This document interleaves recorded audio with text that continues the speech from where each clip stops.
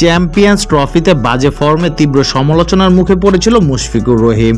One day cricket থেকে তার অবসর নিয়েও গুঞ্জন চলছিল। এরই মধ্যে বুধবার রাতে নিজের ভেরিফাইড ফেসবুক পেজে দেয়া এক পোস্টে একদিনের ক্রিকেট থেকে অবসরের ঘোষণা দিয়েছে 37 বছর বয়সী এই উইকেটকিপার ব্যাটার। এর আগে 2022 সালে সংক্ষিপ্ত সংস্করণের ক্রিকেট টি-20কে বিদায় বলে দিয়েছিলেন। এবার ওয়ানডে থেকেও অবসর নিলেন।